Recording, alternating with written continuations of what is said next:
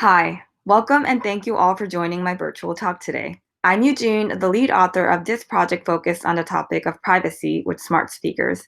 In particular, we studied features tied to privacy and data management and how they can affect user trust toward and the usability of smart speaker products. So without further ado, let me share what the study is all about. Before digging deeper into what our research questions were, some might ask why? Why the topic of privacy and trust with smart speakers? Well, these days, it wouldn't be a surprise if all of you own at least one smart speaker at home, not to mention that virtual assistants are embedded in our mobile phones we carry 24/7. And as the popularity of smart speakers grew, the biggest concern surfaced above was the idea of, for instance, Alexa, listening to our private conversations all the time, which naturally led to the question of, can I trust Alexa with my data? As a response, Amazon started to implement some features to alleviate those concerns. And the most straightforward way to deal with that is to delete all the voice recordings, period. However, for this to happen, users have to be really proactive and motivated to log into their Alexa app and go through the cumbersome process of adjusting their settings and then deleting all the voice recordings manually. That's why Amazon added a couple of more intuitive and automatic measures, including the option to enable deletion by voice and setting up automatic voice deletion periodically from every 3 months to 1.5 years. The question here would be, would these measures actually work? At the end, regardless of how many times users delete, Alexa needs to continue recording voice to work properly anyways.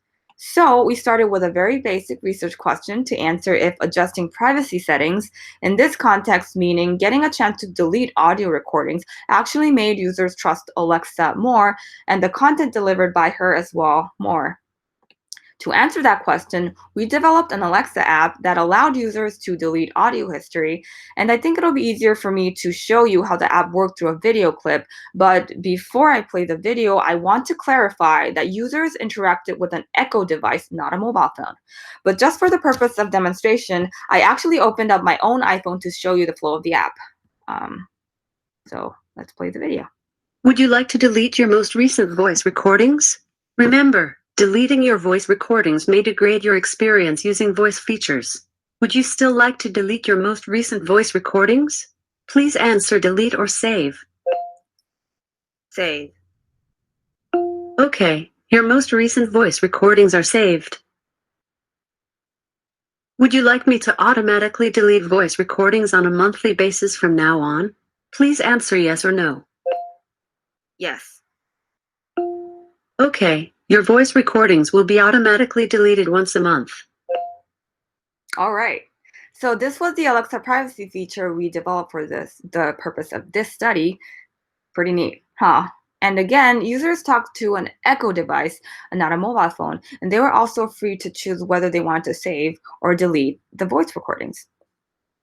Then how do we test if the use of this type of privacy feature worked? We added another group of users who did not adjust privacy and compared the self-reported trust level between two groups. I know, some might have questions. Then what did the control group do? Regardless of if users use the privacy feature or not, we needed to build some type of interaction between users and Alexa so that it makes sense for any of them to even consider adjusting privacy settings, right? So we created another Alexa skill designed to offer health answers when users add 3 specific health-related questions as presented on the right-hand side, which were of topics of interest, but with statements that were controversial in nature. That way, if participants trusted Alexa more after adjusting privacy, even with controversial content, it means the privacy features are actually pretty powerful. That wasn't the end of our study, though. We had another question. What if users adjust, or in professional terms, customize something else than privacy? In fact, many studies point to the positive effects of content customization on user empowerment. And if that's the case, maybe if users customize content, they may feel empowered and the trust toward Alexa wouldn't be compromised, even when privacy issues are not directly taken care of. So, We added a content customization step to the Alexa skill designed to offer health information that I just shared, which focused on customizing three things. First, speech speed. Second, content length. And third, information source. I will show you how it goes, but again, remember, a participant interacted with an Echo device, not a mobile phone, so they did not have any screen nor text information.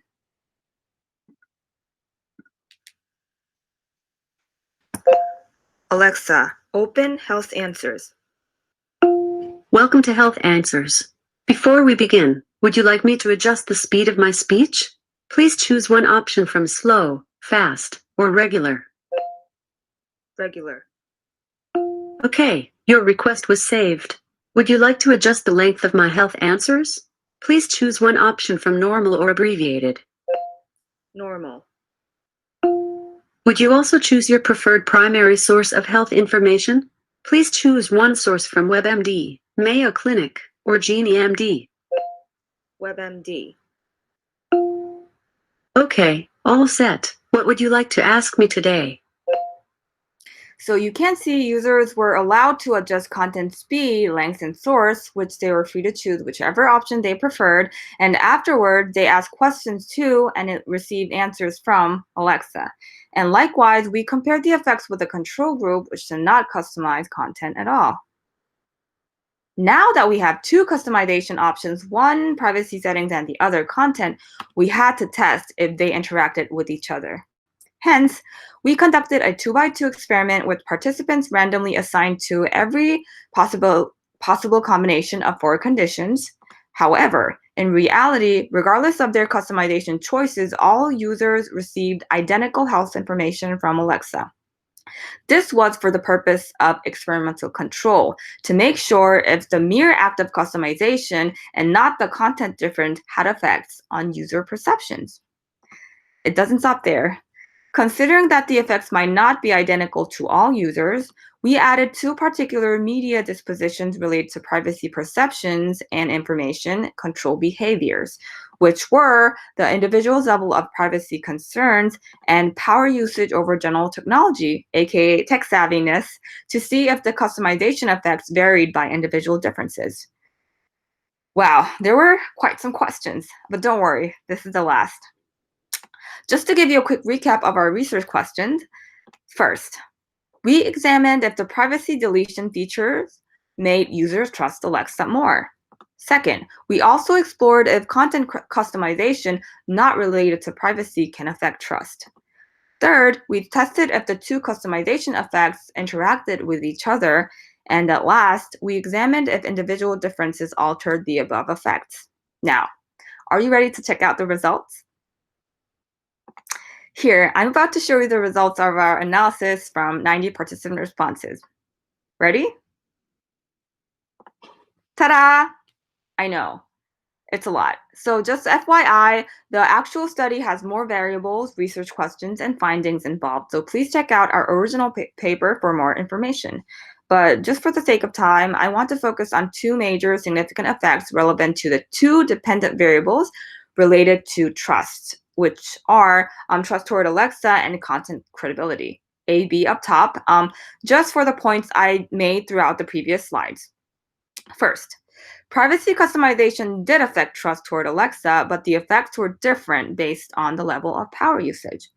Second, privacy and content customization worked together to affect content credibility, but the effects varied by individuals' levels of privacy concerns. I'll explain further. I would like to start with the graph for the first effect I talked about, that is about the effects of privacy customization and power usage on trust. To make it easier, let's start with the left-hand side of the x-axis, which represents non-power users.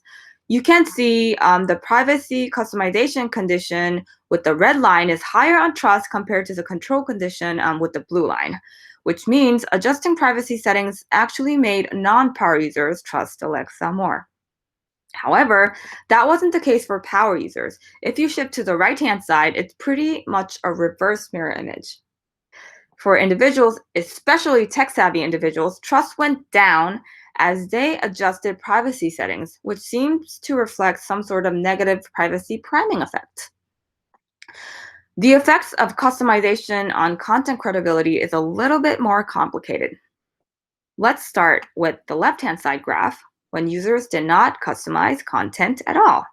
The pattern is similar to what you just saw from the previous slide, but the effects vary by the level of privacy concerns. That is, privacy customization worked for non-privacy sensitive individuals, but held back those who reported high privacy concerns. Here's a silver lining though.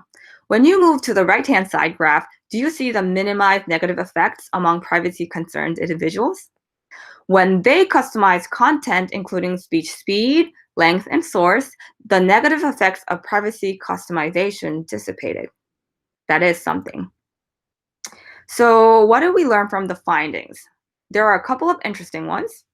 First, despite its intentions, offering customization options per privacy settings exerted negative effects, especially by lowering trust toward Alexa among tech-savvy power users and decreasing content credibility among privacy-conscious individuals.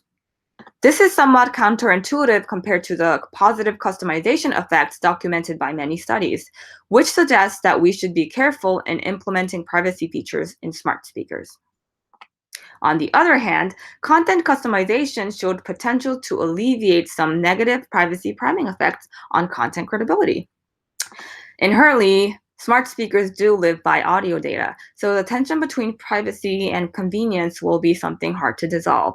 But at least the findings from this study give some insights on how to approach to help users keep that balance by letting them actively set the tone of their content. Then, how do the findings inform us practically? First, from the pricey cost of privacy customization.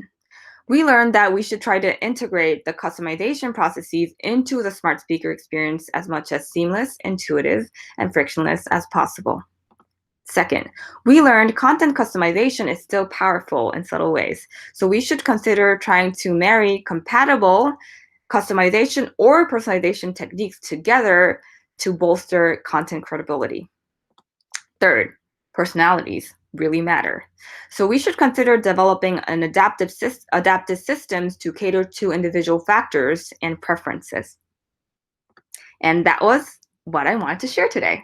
I really appreciate all of you viewing this video for the project I put a lot of heart into, and I also wanted to share some special thanks, which first and foremost includes you all attending my virtual talk, and of course, my co-authors, and don't forget the Kai reviewers for their constructive feedback, and at last, the Madonna of this study and now my significant work from home companion, Alexa. And just to add, I'm also in the job market to become a user researcher, and I wish I could have met you all in Hawaii, but I don't mind connecting through LinkedIn or email. So if you want to have nerdy talks with me about research, please reach out. Thank you all, and stay safe.